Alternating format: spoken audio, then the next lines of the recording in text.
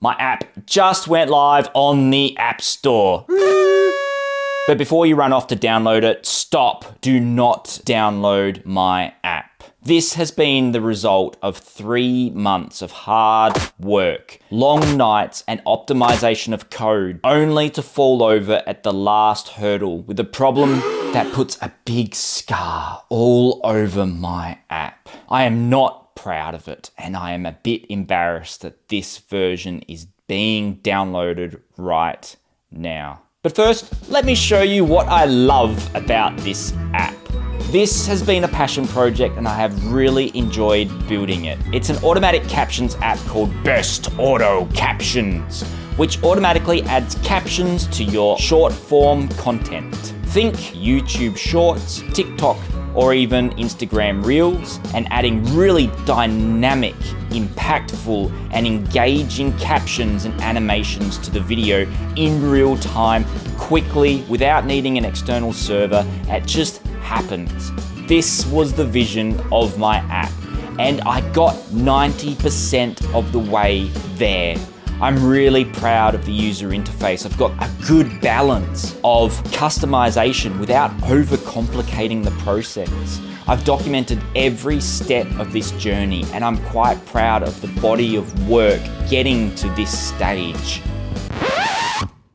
But then this is where things are falling over. I was testing this app on a 6-second video. This is a duck. Say hello to the duck. Exporting this video during development only took 5 or 6 seconds, and that was perfectly fine. I was happy with that. It wasn't until I wanted to do an announcement. I wanted to tell the world that my app is available, and I made a 1-minute introduction video, imported it into my app, hit the export button, and realized the export process was going to take longer than the actual video itself. My heart sank. This is where it gets quite personal. I felt embarrassed. Right now, it kind of feels like there's a billboard, there's a advertisement on the App Store just showcasing bad code, showcasing me as an indie app developer, and showcasing what I'm about. And because it doesn't live up to my own expectations and my own level of quality, I feel like I'm going to be judged for the quality of the app. I didn't want to spend 3 months building this thing only to fall over at the last hurdle to get bad reviews and negative sentiment about my code. And it might not be, I might be sort of over exaggerating this in my head. I might be thinking that this is a bigger problem than it actually is. People might be accepting of a 1-minute video taking 1 minute to encode.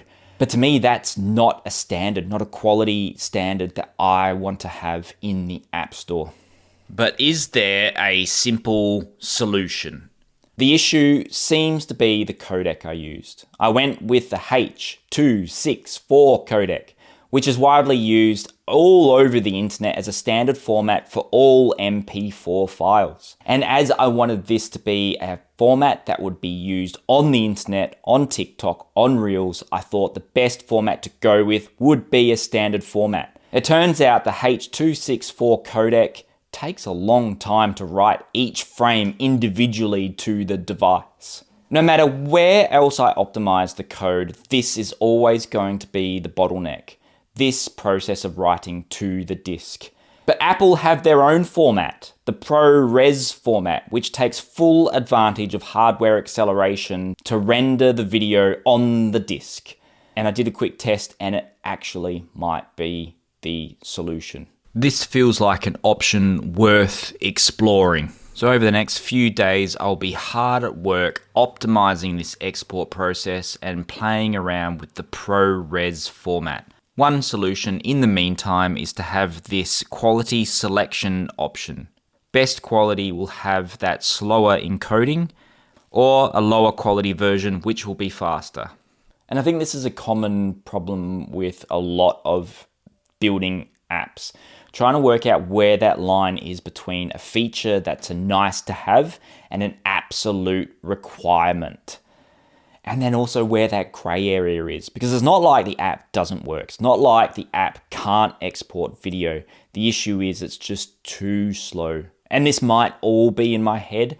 This might be something that I'm over dramatizing. This might be something that I don't like personally, therefore I assume everyone's not going to like.